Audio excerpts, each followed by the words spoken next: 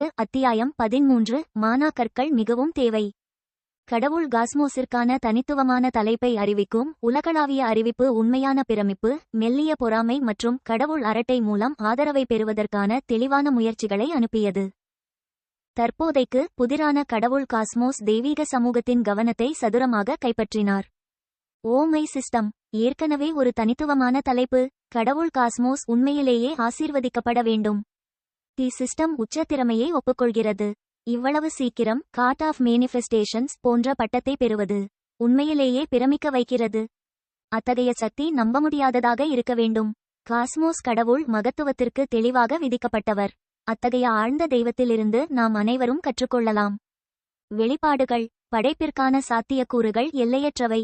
கடவுள் காஸ்மோஸ் அவர்களின் தெய்வீக ஞானத்தின் ஒரு பகுதியை எங்களுடன் குறைவான கடவுள்களுடன் பகிர்ந்து கொள்வாரா என்று நான் ஆச்சரியப்படுகிறேன். இந்த அற்புதமான காஸ்மோஸ் கடவுள் யார்? நான் அவர்களின் வழிகாட்டுதலை தேட வேண்டும்.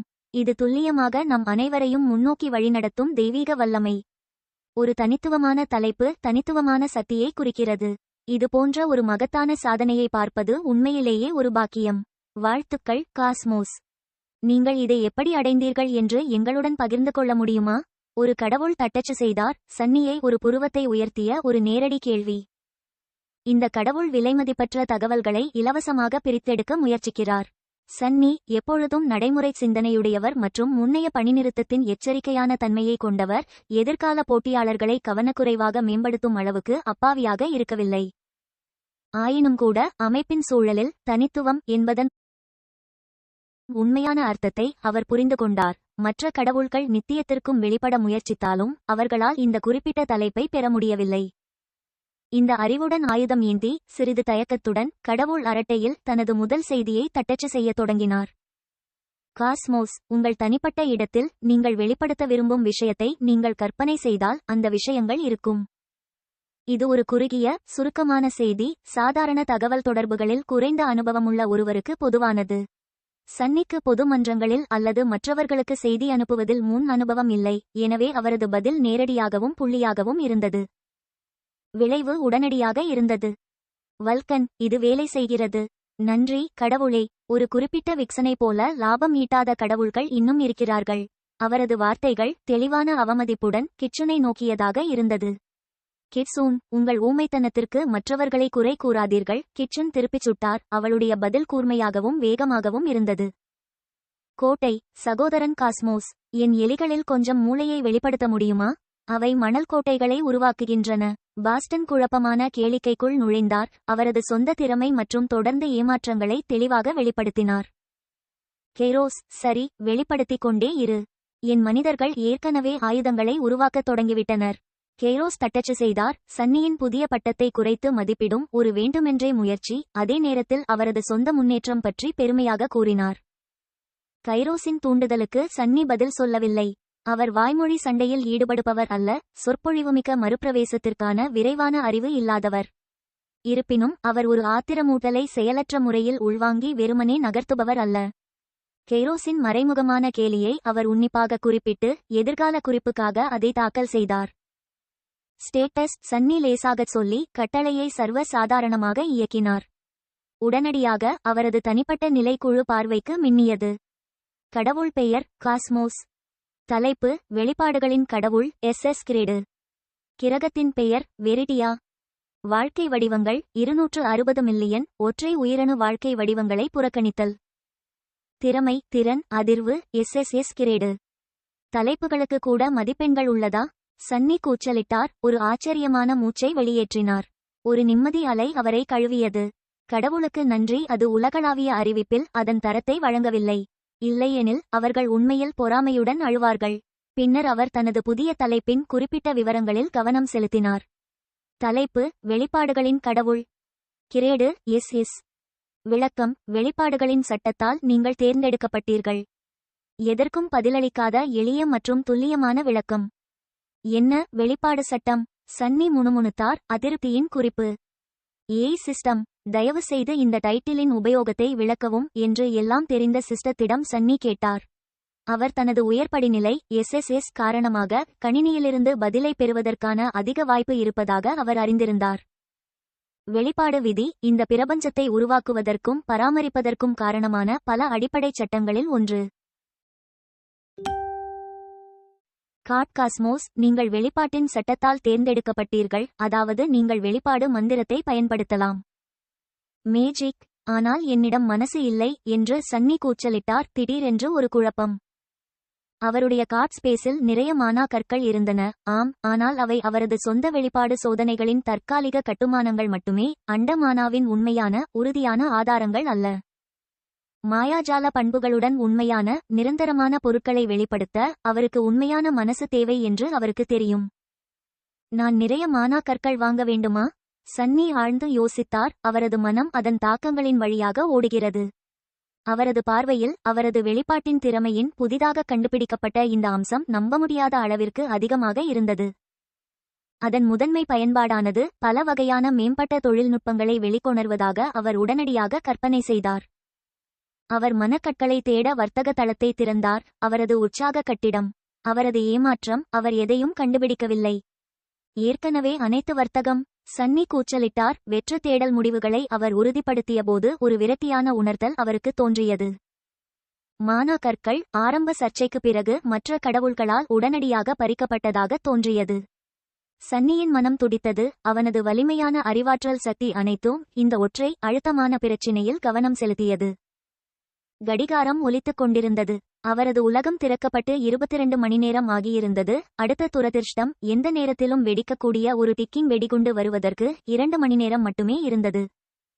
இந்த புதிய தலைப்பு, காட் ஆஃப் பெனிஃபெஸ்டேஷன்ஸ், அதன் மாயாஜால திறனை எவ்வாறு சரியாக பயன்படுத்துவது என்பதை கண்டுபிடிக்க முடிந்தால் அவருக்கு எவ்வளவு உதவ முடியும் என்பதை சன்னி அறிந்திருந்தார். நான் எப்படி மந்திரத்தை பயன்படுத்துவது? தெய்வீக நுண்ணறிவுக்கான அவநம்பிக்கையான மந்திரத்தை சன்னி தனது மனதில் மீண்டும் மீண்டும் கூறினார். நான் எவ்வளவு முட்டாள்! இதை நான் ஏன் சீக்கிரம் நினைக்கவில்லை? சன்னி திடீரென்று கூச்சலிட்டார். ஒரு புத்திசாலித்தனமான, கிட்டத்தட்ட கண்மூடித்தனமான தீர்வு அவரது மனதில் எரிகிறது. பதில் எல்லா நேரத்திலும் அவருக்கு முன்னால் இருந்தது. அத்தியாயம் 14 தெய்வீக வம்சாவளி. சன்னியின் கோட்பாடு சில நிமிடங்களுக்கு முன்பு அவரை தாக்கிய புத்திசாலித்தனமான உணர்த்தல் அதன் மையத்தில் குறிப்பிடத்தக்க வகையில் எளிமையானது. அவர் தனது சொந்த அனுபவத்திலிருந்து வழக்கமான மந்திரம் இல்லாமல் பல அற்புதங்களை செய்ய முடியும் என்பதை அவர் அறிந்திருந்தார். மரபணுக்களை மேம்படுத்துதல், பரந்த நீர்நிலைகளை ஆவியாக்குதல், வானிலை முறைகளை கூட மாற்றுதல், இந்த தெய்வீக தலையீடுகளுக்கு மானா தேவைப்படவில்லை. மற்ற பல கடவுள்கள் மெல்லிய காற்றிலிருந்து கற்பாறைகளை கற்பனை செய்யும் ஒருவரை போன்ற திறமைகளை கொண்டிருந்தனர்.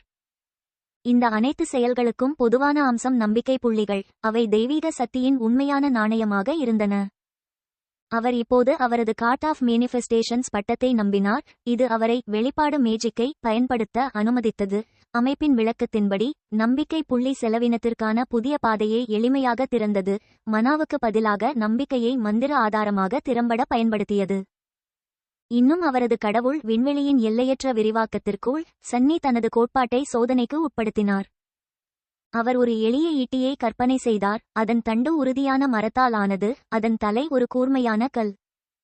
ஆனால் இந்த முறை அவர் கற்பனையை மட்டும் நம்பவில்லை.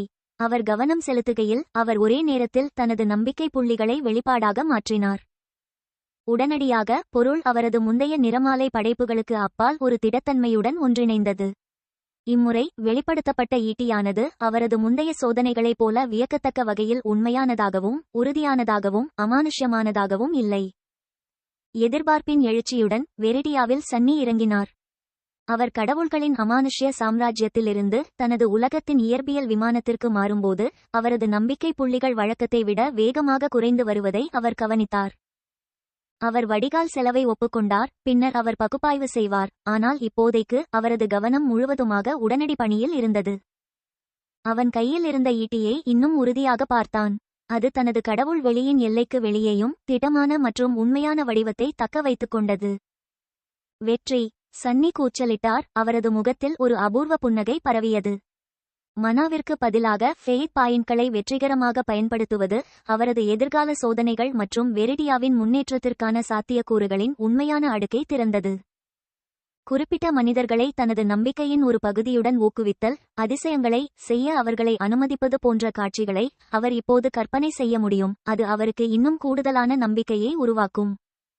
இது தெய்வீக செல்வாக்கின் சுய நிலையான சுழற்சி. அவர் தனது பார்வையை ஆதி மனிதர்களின் பக்கம் திருப்பினார். அவர்கள் தற்போது கச்சா கல் குகைகளில் தங்குமிடம் தேடிக் கொண்டிருந்தனர். அவற்றின் வடிவங்கள் ஒன்றாக குவிந்து உள்ளுணர்வாக தங்கள் வளரும் உலகின் ஆபத்துகளிலிருந்து மறைந்தன. அவர்களிடம் உண்மையான ஆயுதங்கள் எதுவும் இல்லை, கரடுமுரடான கற்களை மட்டுமே அவர்கள் சிறிய வேட்டைக்காக எப்போதாவது சிறிய விலங்குகள் மீது வீசினர். அவர்களுக்கு இடையே இன்னும் சிக்கலான தொடர்பு இல்லை, முணுமுணுப்பு மற்றும் அடிப்படை சைகைகள் மட்டுமே. அவற்றின் ஆரம்ப பரிணாமத்திலிருந்து 2 கடவுள் மணிகள் மட்டுமே ஆகியிருந்தன, ஆனால் கிரக நேரத்தில் ஒரு அதிர்ச்சியூட்டும் 3 ஆண்டுகள் ஏற்கனவே கடந்துவிட்டன. ஆனால் துரிதப்படுத்தப்பட்ட 10x பரிணாம வளர்ச்சியின் காரணமாக அவர்களின் உடல்கள் ஏற்கனவே முதிர்ச்சியடைந்துவிட்டன. இப்போது சுமார் 30 வயது இளைஞர்களை ஒத்திருக்கிறது, புதிய வலிமை மற்றும் இளமை வீரியம் நிறைந்தது. இந்த முதல் சந்திப்பிற்கான அவரது தோற்றம் தெய்வீகத்திற்கு குறைவானதாக இருக்க வேண்டும் என்பதை சன்னி உறுதியாக அறிந்திருந்தார். அவர்களின் பழமையான மனதில் ஒரு அழியாத அபிப்பிராயம் பதிந்தது. இந்த முக்கிய தருணத்திற்காக அவர் வெறும் மாறுவேடத்தை தாண்டிய ஒரு முகமூடியை வடிவமைத்திருந்தார், அதற்கு பதிலாக பிரமிப்பு மற்றும் மறுக்க முடியாத அதிகாரத்தின் சக்திவாய்ந்த அடையாளமாக மாறினார். சன்னி தேர்ந்தெடுத்த முகமூடியானது அதன் அடிப்படை வடிவத்தில் ஏமாற்றும் வகையில் எளிமையானது, ஆனால் மறுக்க முடியாத மற்றொரு உலக இருப்பை கொண்டது. இது ஒரு மிருதுவான மேட் வெள்ளை நிற பொருட்களிலிருந்து வடிவமைக்கப்பட்டது, கிட்டத்தட்ட பளபளப்பான எலும்பு அல்லது பூமிக்குரிய அழுக்கு தீண்டப்படாத ஒரு பொருள் போன்றது. அவனது முகத்தின் வடிவத்தை அமைதியற்ற அமைதியுடன் அணைத்துக் கொண்டு அதன் எல்லைகள் இயல்பாக பாய்ந்தன.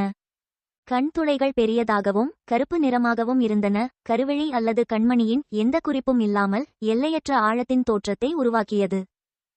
அப்பட்டமான வெண்மையான மேற்பரப்பை அலங்கரிப்பது ஆழமான துடிப்பான ஊதா நிறத்தின் சமச்சீர் அடையாளங்களாகும், கிட்டத்தட்ட திடப்படுத்தப்பட்ட அண்ட ஆற்றல் பண்டைய பாதைகளை கண்டறியும்.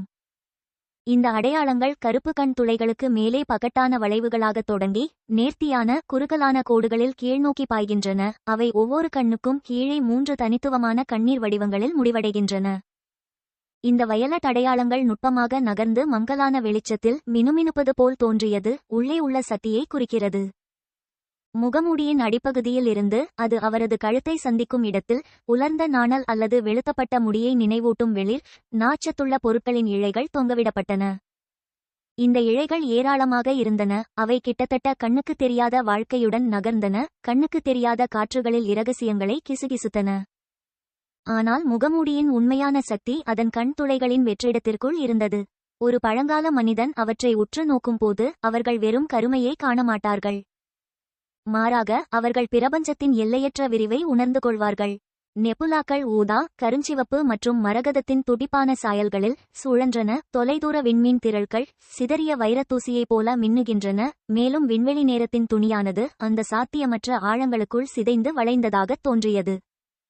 அந்த கண்களுக்குள் இருக்கும் சுத்த அளவும் பழங்கால கம்பீரமும் அவர்களின் பிறந்த மனதை மூழ்கடித்து முழுமையான சமர்ப்பணம் மற்றும் பயபக்தியின் உள்ளுணர்வு விருப்பமில்லாத பதிலை தூண்டும்.